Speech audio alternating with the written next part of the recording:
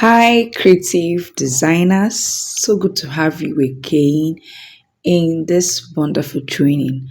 I want to appreciate all of you for your time, for always finding it worthy to attend my classes. I want to appreciate you all. All right, so this is the design we'll be learning today. And if you look closely, you're going to see that we made use of a crinoline in this design. Now, that is to tell us that we have a whole lot to achieve from our crinoline. Like I normally say, a whole lot can be gotten from your crinoline. All right, so let's get started. We're in class already. We have all of our materials available. We have the molded or mold already. We have our trimmings, our gum, our headband, the roses, our feathers. We have this. This is the smaller size of our boning.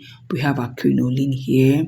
Then we have our glue gun, our gum, candle gum inserted inside the glue gun is already heated to be used for the job. We have our gum here, we have our scissors, we have our thread and needle already prepared for the class. Yes, so it's going to be very interesting one. So I would like all of us to pay attention as we watch closely to see how that beautiful design was actually achieved. All right, so we have our boning here, the smaller size of the boning. We have our trimmings. I'll be using this boning to these trimmings to wrap around the boning. And like you saw me did earlier, I had to use the candle gum to hold um the edge so that it can stay firm while trying to roll the trimmings around it. You understand? Okay, so I'll be doing this gently. You have to go very gently because at the point it's going to tangle, but you have to be patient with it. Roll it and roll it and roll it, and before you know it, you're already at the end of it. Okay, so we are at the end of it, and I'm still going to be using the gum to hold that edge. It's important to do this because if you don't hold this with the candle gum, it's going to loosen, and the whole job is going to be um I don't know, the whole job is not going to be will not come out properly, you understand? So we have that wrapped and I've decided to set that aside. The next thing we are going to do is to fold the edge of our crinoline, and I'm going to tie. The measurement of this crinoline is 1 yard. The measurement of this is 1 yard, that is 36 inch. So I'm going to do this on both sides. I have this tied on the both side. All right, so we are making progress. Now, on the other part of it, you're going to insert your needle and then you go in gently. You're going to be tacking, we're going to do a running stitch, not too tight, not too loosened. Yes, you're going to go that until you get to the end of the other edge, right? Okay, I think we are getting that. Yes, I believe we are getting. All right, so I decided to split the boning into three different parts like this so that we can be able to fold them properly. Okay. All right, so just watch closely and see how I'm going to get those foldings you saw on the design. All right, so this is one of this. You can as well, the boning, the measurement for that boning was 30 inch. That's the measurement for it. So you can decide to take 10, 10.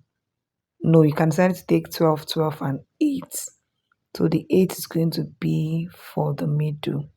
Yes, and then we have the both of them, the both sides to be 12, 12. All right, so this is what we have here. I had to fold this in this way. This is going to be for the middle, and this other triangular shape is going to be for the both sides. Yes, we have this done. Now the next thing I'm going to do is to tie them. Ensure you're going to be using a matching thread to do this. Use a matching thread to do this so that you don't have if a dirty job. Yes, let me use that word. So ensure you're definitely going to be using a matching thread to get this done. All right, so I'm going to tie very firmly. Yes. Okay, so we just continue until we get a firm job. Okay, just because of our time, I had the crinoline attached already to a mold, and I have my band, the hairband already fixed inside. That's it there. I just had to do this to just to save our time so that we can be able to rush over the class and be able to save a lot of time. All right, so that's the crinoline already attached to a mold.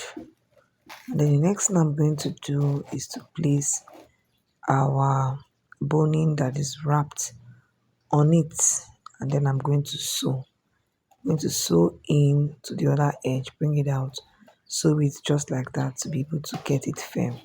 And this is it. Just sew in with your needle and thread. Now this is our feathers, but for me to be able to get these feathers is sewed like this.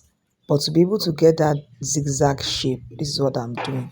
This is how you cut it to be able to get the zigzag shape. You can decide to use your feathers like this. You can decide to get this shape I'm making now. So this is it. I've gotten one part of it, and then I'm going to get the other part just like that, and it's going to give us exactly the zigzag shape that we want in this class. All right, so that's that for the feathers. So I'm going to do that to the remaining feathers we have there, and we'll all have them to be zigzag feathers for our class. All right, so that's that. That's that. So we have that done. The next thing, I'm going to twist the feathers round to go different shapes. You understand? I don't want to use it straight. I had to twist the bottom part so that it can be able to go round like that. And before you know, this is what we have there. This is what we have there, and we are making progress already. Our design is already coming out. We are already getting a clue of what we want to achieve in this training. Yes. Okay, so we have our feathers put in place very well. The next thing we're going to do is to place our rose, our beautiful rose. Yes, this rose looks like a foreign kind of rose, and I love using it. Yes. All right, so we just have to place that there. You can also decide to close.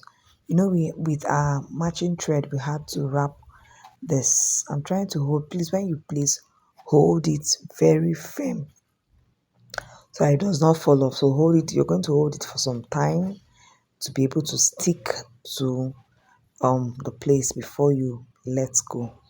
And finally, this is what we have here.